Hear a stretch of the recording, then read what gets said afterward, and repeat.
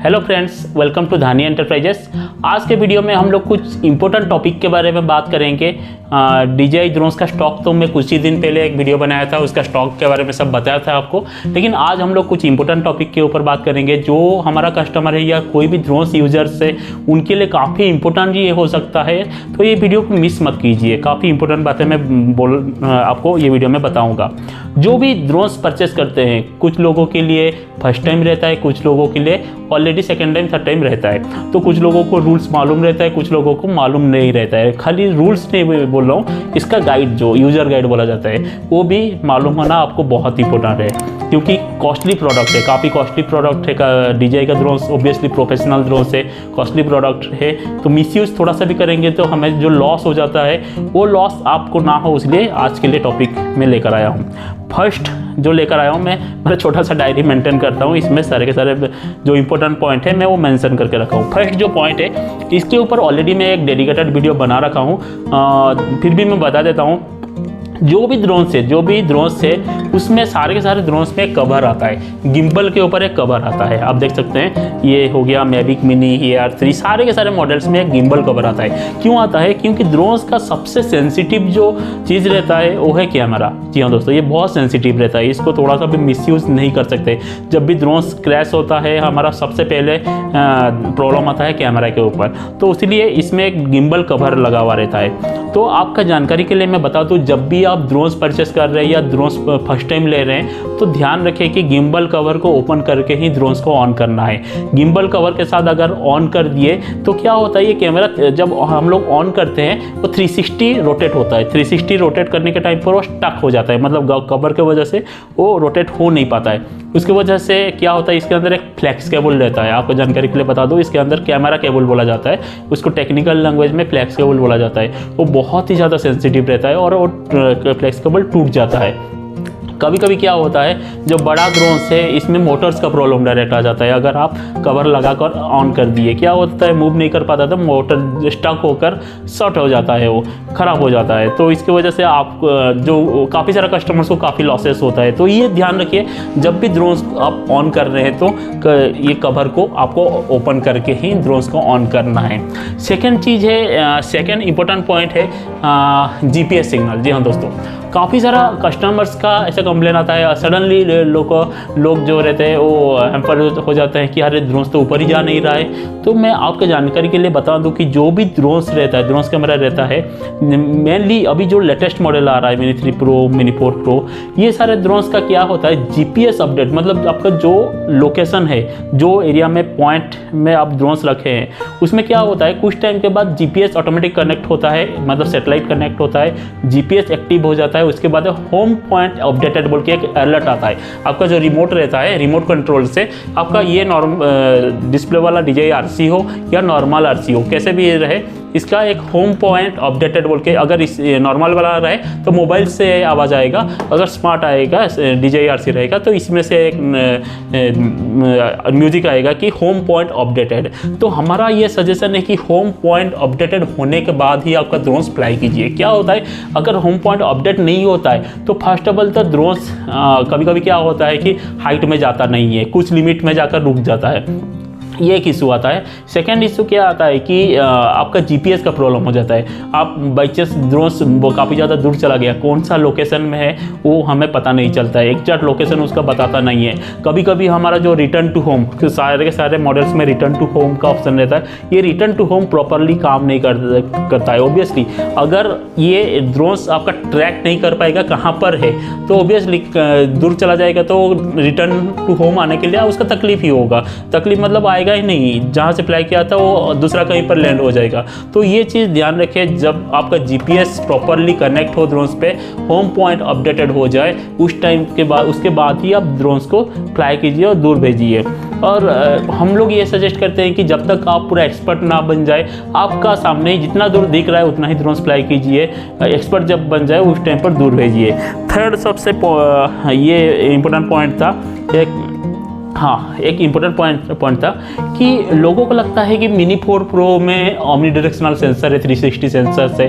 हाँ है, वो तो ऑब्वियसली कंपनी दिया है तो है, AR3 में भी है। ये ओमनी डायरेक्शनल सेंसर्स का काम क्या रहता है, 360 आपको सेंस करता है, ऑब्जेक्ट सेंस करता है, बहुत बेस्ट काम करता है। लेकिन इसमें डीमेरिट क्या है कि आपको रात में, नाइट टाइम में जब विजुअल कम रहता है उस टाइम पर आपका सेंसर्स काम नहीं करता है। ध्यान पे रखिए, रात में अगर आप फर्स्ट टाइम ड्रोन्स फ्लाई कर रहे हैं या न्यू है ड्रोन्स में, और रात में हम लोग ये सजेस्ट करेंगे कि आप ड्रोन्स फ्लाई मत कीजिए। अगर आपको कॉन्फिडेंस है कि आसपास कुछ भी नहीं है तो फ्लाई कर सकते हैं, लेकिन नहीं तो आप ड्रोन्स को फ्लाई मत कीजिए, क्योंकि सेंसर्स के भरोसे में फ्लाई मत कीजिए, क्योंकि सेंसर्स थोड़ा सा भी डार्कनेस होता है तो वो सेंसर्स काम नहीं करता है। तो अब बेटर रहेगा कि डे लाइट में ही इसको फ्लाई कीजिए। सेकेंड इंपॉर्टेंट चीज़ है कि ड्रोन्स जब आपका 3 मोड मिलता है, कोई भी रिमोट रहे, बीच में देखिए cinematic, normal and sports 3 mode मिलता है। सिनेमेटिक और नॉर्मल में आपका सेंसर्स काम करता है, जब आप स्पोर्ट्स मोड में चलाते हैं आपका सेंसर्स काम नहीं करता है, ध्यान पर रखें। कभी भी जो स्पोर्ट्स मोड में रहता है हाई स्पीड रहता है, मान लीजिए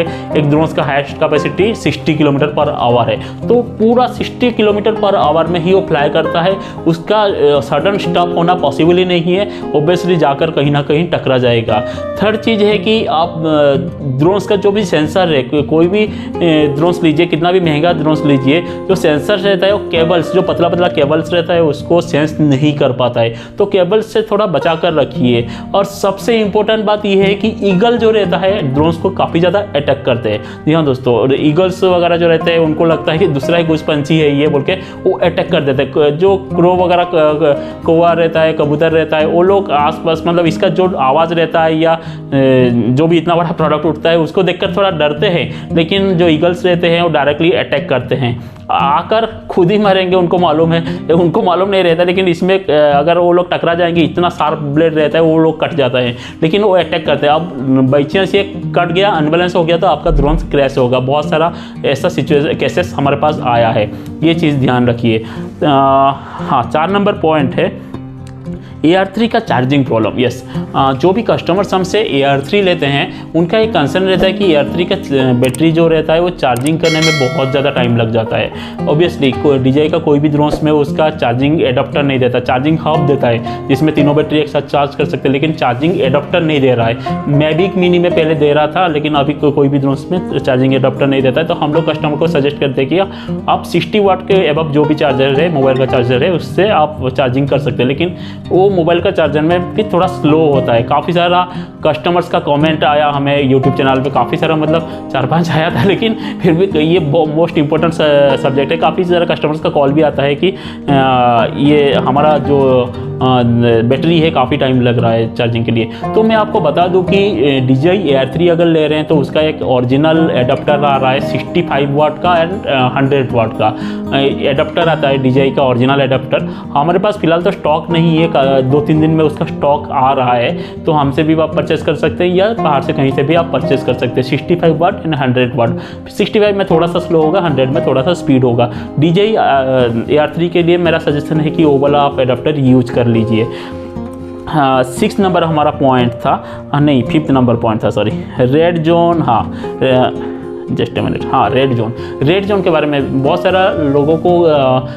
सारा लोगों क्या हमसे काफ़ी सारा गवर्नमेंट अथॉरिटी भी परचेस की हैं, पुलिस काफ़ी सारा लिए हैं, इवन DGCA का भी एम्प्लॉइज़ हमसे ड्रोन्स परचेस किए हैं। लेकिन बहुत सबको कन्फ्यूज़न रहता है, इंडिया में सबको ड्रोन्स रूल के ऊपर काफ़ी सारा कन्फ्यूज़न है। अभी तक हमें भी, इवन हम भी 100% सब मालूम नहीं है, काफ़ी सारा हमें भी रूल्स ऐसा है अननोन है, लेकिन 90% एबव 90% तो हमें रूल्स मालूम है, ऑब्वियसली सेल कर रहे हैं तो। लेकिन मैं आपको बता रहा हूँ कि जो एक बेसिक रूल है, रेड जोन में आपको फ्लाई नहीं करना है।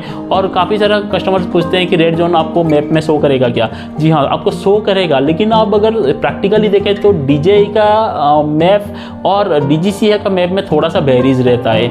और सेकेंड चीज़ ऐसा रहता है कि जैसे कि हमारा उड़ीसा में एक धाम है, सबको मालूम है, पुरी जगन्नाथ धाम, वो एरिया में आपको रेड जोन नहीं शो करेगा, लेकिन वो हाईली रेस्ट्रिक्टेड जोन है। आपका पुरी जगन्नाथ धाम के आसपास कहीं पर भी आप ड्रोन्स फ्लाई नहीं कर सकते। रेड जोन उसमें शो नहीं करेगा, फिर भी आपको ड्रोन्स फ्लाई करना इलीगल है, डायरेक्टली आपको जेल हो सकता है वो एरिया में अगर आप फ्लाई कर रहे हैं। ऐसा काफ़ी सारा जगह रहता है जिधर रेड जोन शो नहीं करता है, लेकिन आपको नॉलेज होना चाहिए कि अगर आपको मालूम नहीं है तो लोकल अथॉरिटी को आप पूछ लीजिए कहाँ पर ड्रोन्स फ्लाई करना है कहाँ पर नहीं। क्योंकि हम लोग गोवा गए थे एक बार, मुझे ही रोक दिया आकर कि आप इधर फ्लाई नहीं कर सकते बोल के, आपका परमिशन किधर है। ओब्वियसली हमारे पास लाइसेंस है, बट वो लोकल एरिया में फ्लाई करने के लिए हमारे पास परमिशन नहीं था, क्योंकि हमें भी मालूम नहीं था।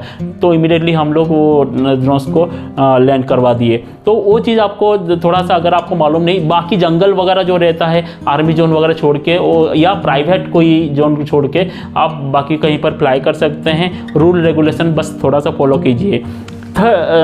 7 पॉइंट है कि हाँ काफ़ी सारा कस्टमर्स हमें पूछते हैं कि जैसे कि मिनी 3 में है, मिनी 2 AC में तो 500 मीटर दे दिया हाइट, मिनी 3 में देता है, उसके बाद मिनी 2 मॉडल था, मैविक मिनी हो गया। ये सब 15 मीटर्स में लॉक है, कौन सा हम लोग ऐप यूज़ करेंगे इसका हाइट बढ़ाने के लिए। मैं आपको बताना चाहता हूँ कि इसके लिए हम लोग कोई भी सजेशन आपको नहीं देंगे, क्योंकि इलीगल होता है गवर्नमेंट्स का रूल के हिसाब से। नैनो कैटेगरी का ड्रोन्स 15 मीटर हाइट तक आपको फ्लाई करना चाहिए, जो कि रूल्स आपको फॉलो करना चाहिए, हमें भी ये रूल्स फॉलो करना चाहिए। तो हम ये सजेस्ट आपको करते हैं कि आप जो अदर से ऐप रहता है, रेम्बो ऐप्स वगैरह रहता है, आप उसको यूज़ मत कीजिए। DJI का जो ऑफिशियल है उसके थ्रू ही आप फ्लाई कीजिए, रूल्स रेगुलेशन फॉलो करके ही आप ड्रोन्स को यूज़ कीजिए। हाँ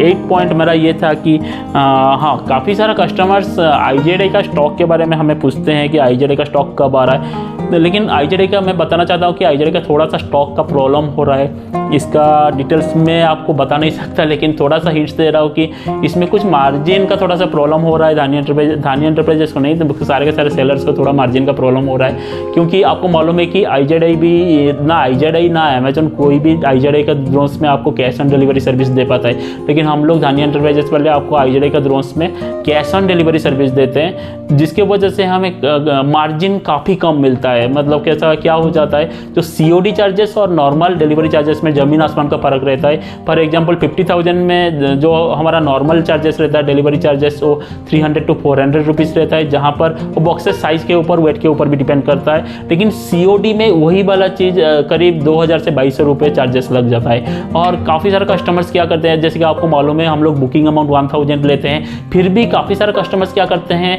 उनका मूड क्या चेंज हो जाता है, वो लोग कैंसिल करवा देते हैं। तो इसमें क्या होता है, तो हमारा डायरेक्टली RTO, उसको RTO प्रोसेस बोला जाता है। हमारे जो COD चार्जेस है, कस्टमर 1,000 दिए, लेकिन हमारा एक्स्ट्रा 1,200 रुपये लॉस हो गया ना। इसमें प्रॉफिट तो छोड़िए, इसमें लॉसेस सहना पड़ता है, मतलब मार्जिन काफ़ी कम है।